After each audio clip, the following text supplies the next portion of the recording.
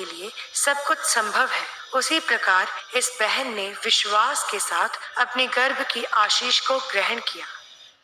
सबको जय मसीह की। मेरा नाम दीप्ति शर्मा है। मैं डलहौजी शहर में रहने वाली हूँ। 2005 में मेरी शादी हुई। उसके बाद मेरा एक बेटा हुआ। 2006 में मेरा बेटा हुआ। वो प्री मैच्योर हुआ। जब मेरा बेटा 1 साल का हुआ, वो ना चल सकता था ना देख सकता था। तो इस वजह से हम बहुत निराश हुए, मेरे हस्बैंड और मैं बहुत निराश रहने लगे। उसके कुछ सालों के बाद मैंने और मेरे हस्बैंड ने सोचा कि हमारा एक बेबी होना चाहिए। तो फिर बेबी कंसीव हुआ 2010 में। फर्स्ट मंथ में हल्की हल्की ब्लीडिंग थी, फिर सेकंड मंथ में ज़्यादा ब्लीडिंग स्टार्ट हो गई। जब मुझे हैवी ब्लीडिंग हुई तो मेरे हस्बैंड मुझे डॉक्टर के पास लेके गए ब्लीडिंग को रोकने के लिए। हेलो दोस्तों, आप सभी को जय मसीह की। इस बहन की दिल छू लेने वाली गुहाई देखिए। कैसे इस बहन की शादी को 13 साल हो गए थे, पर लेकिन इनके जो भी बेबी होता था वो मिसकैरेज हो जाता। फिर उन्होंने की बहन ने इस प्रभु यीशु मसीह के बारे में बताया, पास्टर जी के बारे में बताया, खामराज चर्च के बारे में बताया, और इन्होंने खामराज चर्च में ऑनलाइन प्रार्थना रिसीव की। उसके बाद इनको एक सुंदर सा बेटा प्राप्त हुआ है और इनकी ज़िंदगी बदल गई। तो सुनिए इस बहन की अद्भुत गुहाई, और ऐसी गुहाई को दूसरे लोगों के पास शेयर करें जिससे उनका जिंदगी और उनका जीवन भी बदले। डॉक्टर ने इंजेक्शन लगाए लेकिन ब्लीडिंग नहीं रुकी। फिर डॉक्टर ने मेरी अल्ट्रासाउंड की और अल्ट्रासाउंड के बाद उन्होंने बताया कि आपका बच्चा नहीं रहा। जब मेरा मिसकैरेज हो गया तब मेरे हस्बैंड और मैं बहुत ज़्यादा टूट गए थे। और सबसे ज़्यादा फर्क माँ को पड़ता है। उस वक्त मैं इतनी रोई थी ना, इतनी ज़्यादा कि आप बता नहीं सकते। इतनी ज़्यादा कि मेरा दिल करता था कि मैं जीना नहीं चाहती, सच में नहीं जीना चाहती।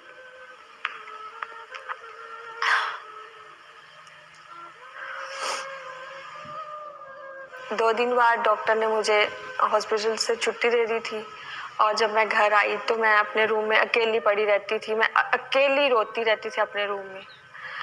दिन की बहुत अकेलापन लगता था। कितने सालों के बाद बेबी कंसीव हुआ और वो भी चला गया। मतलब कि उसके बाद फिर मैंने डॉक्टर ने बोला था कि 1 साल के बाद आप बेबी देखना। जैसे डॉक्टर ने मुझे बोला था कि 1 साल के बाद आपने बेबी कंसीव करना है, तो 2012 में मैंने बेबी कंसीव किया दोबारा से। पर उसमें भी वही प्रॉब्लम थी कि ब्लीडिंग चल रही थी, मेरी ब्लीडिंग चल रही थी हल्की हल्की। फिर जैसे एकदम से ज़्यादा ब्लीडिंग होने लग पड़ी। फिर दोबारा से मिसकैरेज हो गया। जब मेरा दूसरी बार भी मिसकैरेज हुआ फिर मेरा दिल कर रहा था कि मैं अब कभी भी बेबी ना देखूं, क्योंकि हम पूरी तरीके से टूट चुके थे, बहुत बुरी तरीके से टूट चुके थे। तो मैं पूरी तरह से डिप्रेशन में चली गई थी। मैं किसी से भी फालतू बात नहीं करती थी, ना किसी से बात करनी, अपने अंदर ही रहना, अपना काम करना, अपने घर के अंदर ही रहना, किसी से बात नहीं करनी, कहीं नहीं जाना। दिल ही नहीं करता मेरा किसी के साथ बात करूं या किसी के शादी में जाऊं। मेरा दिल नहीं करता था बिल्कुल भी। मैं घर में ही रहती थी, बस अपना काम खत्म किया, अपने रूम में अकेले, बस बिल्कुल टूट चुकी थी। बस अकेले मैंने रोते रहना बस।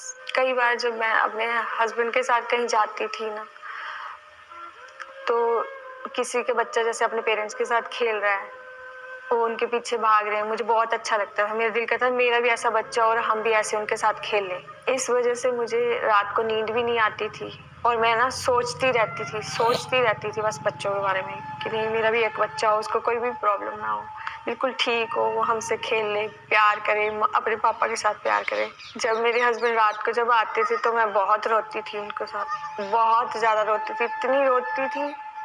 उन्होंने कुछ नहीं बोलना, बस ऐसे बोलना चुप कर जा, कुछ नहीं होगा, हो जाएगा बेबी, हो जाएगा। मेरी शादी को 13 साल हो गए थे और मैं दूसरे बच्चे के बारे में सोच रही थी, पर वो नहीं हो रहा था। एक बार मेरी सिस्टर का फ़ोन आया, उसने मुझे खामरा चर्च के बारे में बताया, क्योंकि वे खामरा चर्च के साथ जुड़ी हुई थी। और उसने मुझे बताया कि तू ऑनलाइन मीटिंग देखा कर।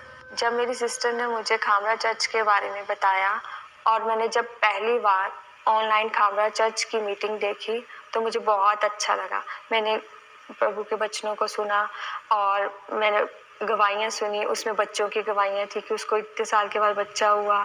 तब मुझे बहुत अच्छा लगा, इतना अच्छा लगा कि नहीं मेरे भी बच्चा हो सकता है। फिर मैंने लगातार ऑनलाइन खामरा चर्च की मीटिंग देखना स्टार्ट कर दी और फिर वो मीटिंग और वो गवाहियाँ देखकर मुझे ऐसा लगा कि मुझे भी बच्चा हो सकता है। जब भी प्रभु के दास प्रार्थना करते थे कि आपको प्रभु बच्चे के साथ आशीषित करे। अपनी हाथ अपनी बॉडी पे रखो।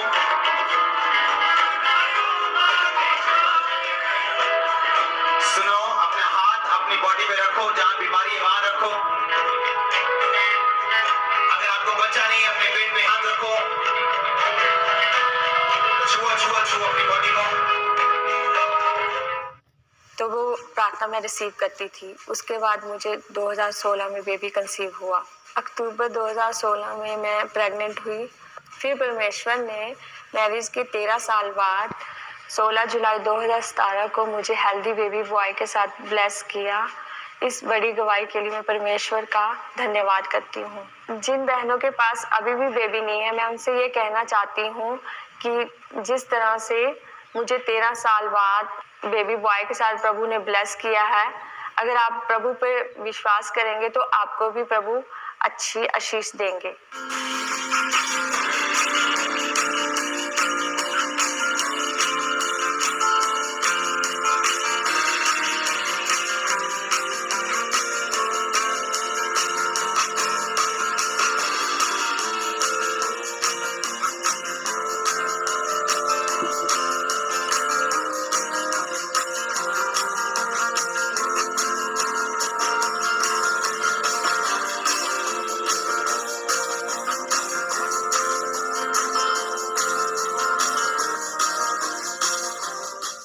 इस बड़ी आशीष के लिए मैं प्रभु और प्रभु के दास का धन्यवाद करती हूँ। सबको जय।